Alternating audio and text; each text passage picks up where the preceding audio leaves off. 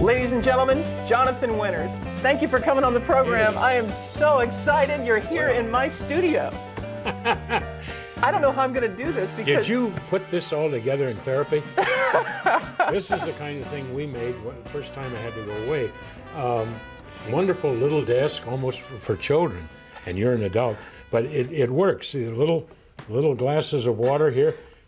On the Leno show, and excuse me, the other people, a Letterman, you don't even get this. You just got to look from him. So I'm a step above that. But you're a step above that. And this is, I didn't bargain to be this low, but I can understand it. And I'm not apologizing, and you don't have to apologize. I want to say this to your many fans, and say this to you directly, whether there's a camera back here or not. I watch you, and that's why I'm on the show. I knew there wasn't going to be a used Plymouth for me or something like that, or a set of toys that, left over from Christmas or stolen from the Marines and Toys or Tots. Any rate, I said, I got to go on this show if the lady will have me on the show. Because a lot of people will say, and have, unfortunately, I don't know, you've had a lot of problems, and which I have. I don't lie, but I don't talk about them because other people You've been diagnosed bipolar. Oh yeah, I know, and I'm not. Believe me, I tell you, I was maybe at one time, but I'm really now, as within the last couple of years, polar. I tell you why, because my wife and I went on a cruise, and we went around the Antarctic. Right. So I'm just polar. I haven't been to the Arctic. You say. So you're but I've been to the Antarctic, so I'm just polar. Okay. Well, yeah. Since my childhood, I was rolling on the floor laughing, so it's going to be really hard for me to interview you without... Well, you're certainly nothing like my parents, because they were like this. What is he doing? What is this? And you were doing your routines when you were a child? Oh, yeah. I was an only child. And I thought foolishly I'd be number one first on the will. And I'd get that wonderful desk that my great-grandfather had, or great-grandfather, roll-top desk. I'd get the Civil War sword. I got stiffed. I didn't get anything. I did get a softball that was eaten by a bad dog. And that's about it, and a picture of the family, which I burned. Now, I'd like to start off by asking you how you actually got into show business. Well, it's in radio, right? Yes, radio. I'm one of these guys, actors, comedians, what have you, with many of those people that you've interviewed or know about will say, I wanted to be an actor ever since I was about 4 years old. I didn't know where I was at 4. Exactly. Let alone what I wanted to be. I knew that the diapers had to be changed. Exactly. Things like that. I was wearing socks that were pink, and I was a boy. But at any rate, You're still wearing pink. Oh, I'm wearing red socks, Scorpio. Not red socks necessarily, just red socks for Scorpio. That a woman with blue hair asked me the other day, she said, what is your sign, Jonathan? And be serious. When you hear this, you see, life is a lecture. And I said, what is my sign? Slippery when wet. And that's where I became manic depressive. And threw up, was sick, pants loaded, everything, failed. In my first grade in school, my dad, I don't want to pick on the dad, but I'm telling Daddy where you are. Anyway, he was, he should have, studied in Heidelberg and ended up with Adolf. But anyway, he said, and he loved math. It's always people that love it. If I give you, kid, pay attention. He was always grabbing me. Wasn't molesting me, but good start, to shake, oh, Jesus. And I'd cry. What is it, Dad? If I give you, listen, pay attention. If I give you 4 apples, get it? And 3 more, how many do you have? I think I'd have stood a chance if I'd seen the apples. But you see, there weren't any apples there. Most people, normal people, can, I know, you have 7. I said, exactly. Crying, vomiting, sickly, arms, stains under the arms, eyes crossed, genuflecting, not even a Catholic. And I said, too many for the lunchbox. And then he shook me until my head, oh. So and I was never quite right after that. Most people would agree you are the pioneer of improv. I wish I could be humble. I wrote a book on humility. It's still one page. But I'd like to think that, yeah. So you started with your improv Yeah. on radio. Mm-hmm. I was in my 3rd year of art school. And my wife had graduated from Ohio State. She got her master's in art, so we met as artists. And our love of art, you know. My drawings were a little unusual. a lot of this. What is going on? What is that supposed to be? What is that supposed to be? And so you started with art? And I started with art, and there was a wristwatch given away. This is Dayton, Ohio, where I was born, my wife and my son. And so my wife said, while I was still in art school, they're giving, they're having an amateur show down at the Colonial Theater, which was a big theater in Dayton. And why don't you go down? They're giving away a wristwatch. Why don't you go down and try to win the wristwatch? So I was just cocky enough at that time. Here I am, 21 years old or 22. And I said, yeah, I'll go down there and try to get the watch. It won't be any Patty Philippe. Sure as hell won't be a Rolex, but I'll get it. Well, it was Mickey Mouse without the ears. But at any rate, and you won? Down, I won the watch. And I got a call about 2 days later from WING, and which is a 5,000 watter. And so a pretty good shot, you know, for a kid that had nothing to do with communications or any experience in radio. So the guy said, we'd like to have you as our morning disc jockey. Wow. And I turned to my wife and I said, I don't have any. Ask her how much you're getting. How much? It's always, how much you're getting? How much you're getting? The world says, what's in it for me? So I said, what is in it for me? I'm going to art school, and I said, we're broke and we're living in a big house with 4 other families. I'd like to get some kind of money. Well, we're taking a chance on you, Jonathan, as to being our morning man, you know. We thought you were funny at the Colonial Theater, but $65 a week. What do you say to that? $65 a week. Oh, I leaped. I said, my God, that'll repair the grill on my car.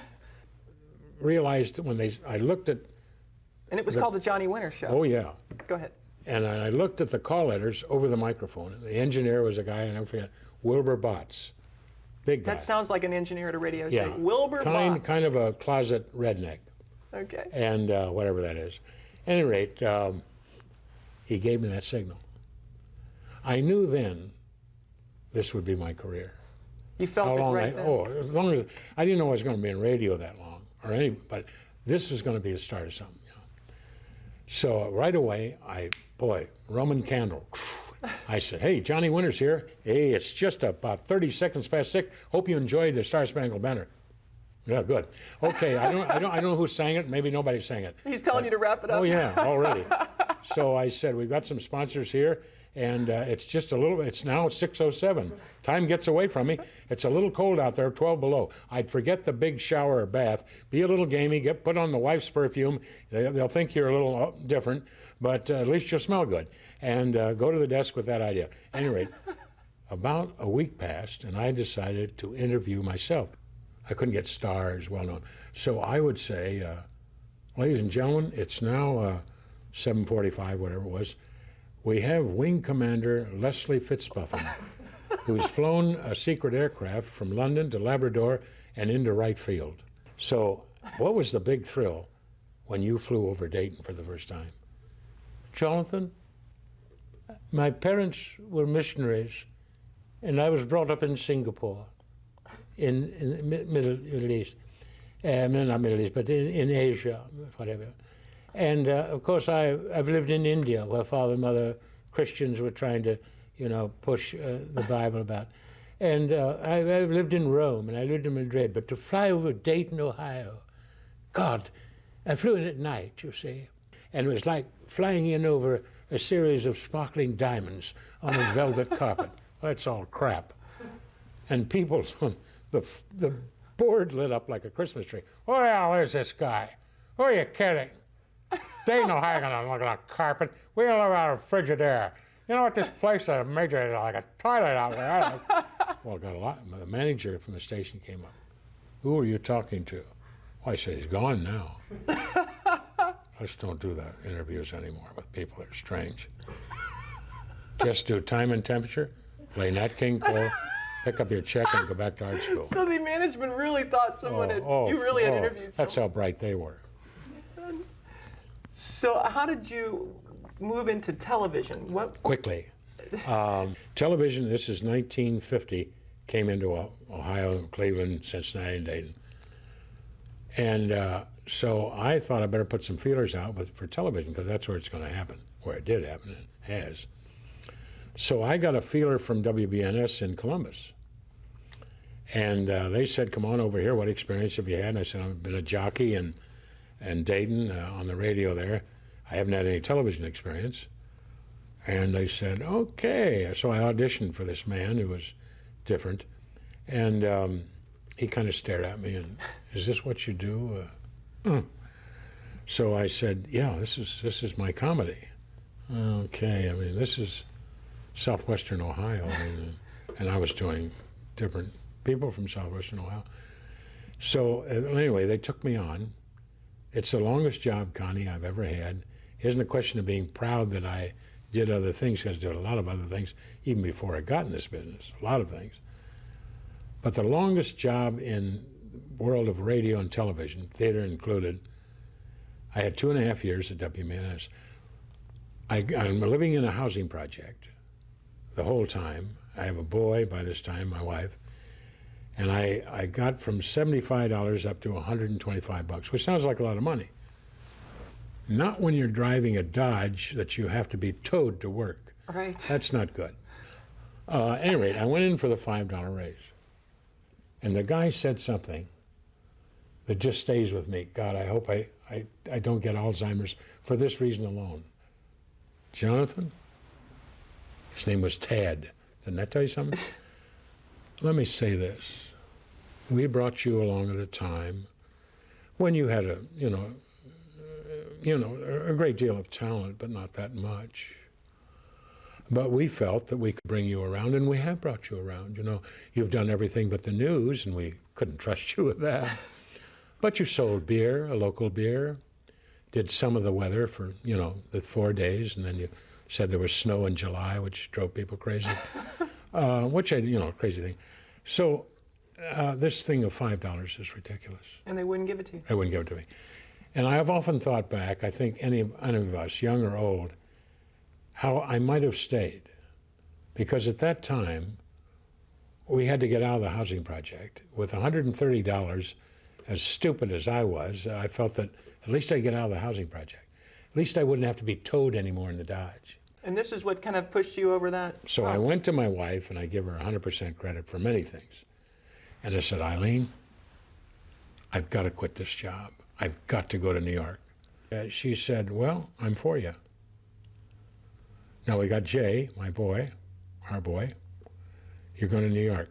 And you went to New York. I went to New York. Without anything lined up, you just went. I had nothing, it was cold.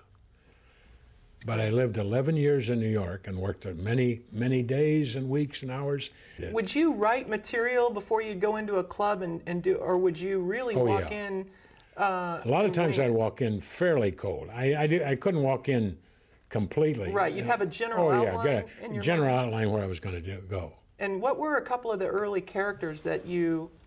Well, one was Maude Frickert? Maude Frickert, Grandma Frickert. I did Granny, who was kind of a dirty old lady. But when I say dirty, not filthy. Right, because you are known for working no four-letter language. But for instance, you would ask me, you've been married 8 times, you see, and I play Granny. Okay, so I understand, Granny, that you've been married 8 times? Yeah, 7 were disastrous. First off, I've always considered myself a very warm individual. Well, I think you are. And that doesn't mean a cellophane nightie. You have to play a little kissy face. A lot of these guys jumped on me before I even pulled the hamburgers out of the kitchen area. And talk about horny, Jesus. I mean, these guys were animals. Take your clothes off, get out of the car. Either you put out or get out. A lot of times I had a pocket knife on it, and I'd stick the guy, and he'd have a tough time driving back to town. I'd damn near freeze to death on the highway. It's depressing. So what were your first opportunity? Then the other guy, I used a rural guy where I grew up, would say,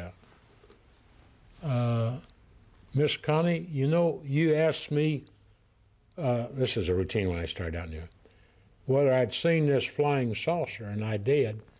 I'm not into drink. I've never I've had a few drinks, but nothing to where you'd classify me as drunk or alcoholic. And this particular evening, my stepson, Leland, we was out there finishing up in the tractor, cutting wheat down, and it was close to 7 o'clock. Darkness had set in, and he had Skippy the dog, a little white dog. It's a little Russell kind of dog. And then this saucer landed, and I said to Leland, I said, "Good God, man, what the hell is this?" And the boy said, "Oh, God." The boy was never right. He'd had a bad fall from the barn 6 or 8 years ago and landed on a pitchfork. You know, no. Oh, it drove him crazy. Didn't go through him, but it stuck him so bad that, at any rate, there was an opening of the saucer. It landed, burned all the wheat around in a circle. And I'd seen science features in the movies. This is a real thing because the Air Force interviewed me, local people on radio and television, wondering whether I was half crazed or something. And the boy, when the door opened, there was a little kind of a runway, and this man come down in a silver suit, and he didn't have them slope eyes. He looked like Bob Edlers, who works in a shoe store in downtown. He looked like Bob. And the boy said, he looked like, "Oh, Bob." Don't do that. And he held the dog up, and the dog barked, and the guy with a space gun dissolved the dog in the boy's arms. That upset me, and the boy commenced to run, and I could go on, but we were scared. That's hilarious. So I started with a lot of characters, and I'm still doing those characters. Yes, you are. And having fun with them. And very well. You keep me in stitches constantly. Now, your first opportunity in television. Matinee theater.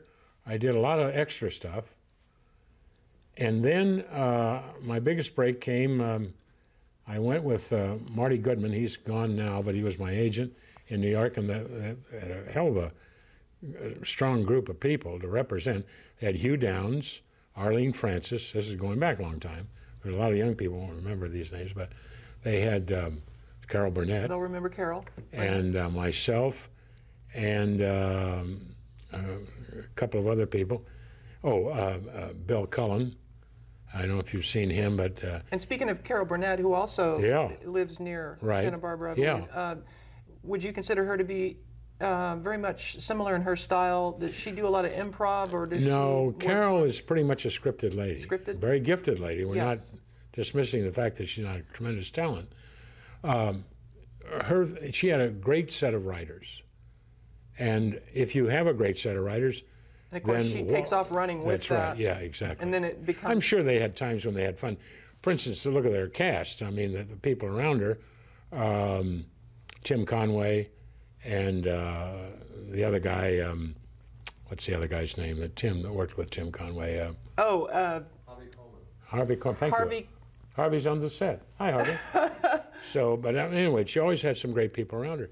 And I just... my problem was that I did a lot of improvisation. I still do. And writers are not going to love you. In the fact that you can do this. Because they want you to stick with what they wrote. That's right, exactly. And I can't blame them for that. But this is the way I chose to go, and I had to fight these guys. And consequently, I paid some heavy dues for going up against them. Okay. It's like being dirty. It's not like I'm some, Bible Belt guy. That's not it, or some magic Christian. I just know, I know this much. You can be hilarious. You can be funny without being filthy. Exactly. You can be risque. You can be blue. You can be naughty. But it's another thing to be filthy. Exactly. You're not shaking my cage. It's not that you're frightening me. Why go for education? Why go for just normal conversation if you're going to give FUC every 5 seconds? Exactly. And that's the direction that show business has gone in, especially at the comedy clubs. It's hard to go and do clean material anymore. And I had to fight this through some damn near 50 years, working all kinds of gin mills, and you better dirty up. Talk about the woman's rack, and talk about her thing here, and you're, geez, I said, I don't do that. What do you do? Well, I do a baseball player. Everybody spits in baseball. Okay, I take my teeth out. Well, but you can be funny without doing all this stuff. Well, absolutely. Now let's talk about your experience in Mad World. Was that? That's the first movie I ever did. The first, and that obviously was a real high point for you. Well, it's been the biggest thing I've ever done. I look back over my shoulder, and I've done a lot of shows, and a lot of people have done a hell of a lot more shows than I have, and a lot more movies. But the fact that Sid Caesar, Buddy Hackett, Mickey Rooney, Phil Silvers, Dick Shawn, who was a great talent. Too bad he was taken out so early, and Ethel Merman, Spencer Tracy, Paul Ford. I mean, you all-star cast. Oh wow! And to step in when Stanley called me, I'd just come out of some a heavy joint. Not that it had to do with drugs or booze, just a long rest. Let's put it that way, rather than complain. What was it? What was it? What was he ill? You know. Well, I was. Let's say, some of the marbles had dropped out of the magic chamois bag. Straightened out? Yeah. So at any rate, I worked on the picture for 6 months. And Stanley and I, Stanley Kramer, the director-producer, we became really great friends. And I loved this guy. And in turn, he really was terribly fond of me. It was just a wonderful relationship. I miss him because he taught me a lot. And he took me on at a time when, had I not done this picture, had I not produced and weathered whatever storm I was going through, it's very possible the career would have ended right then and there. So it was a doorway that you needed to get through. Oh boy, and how.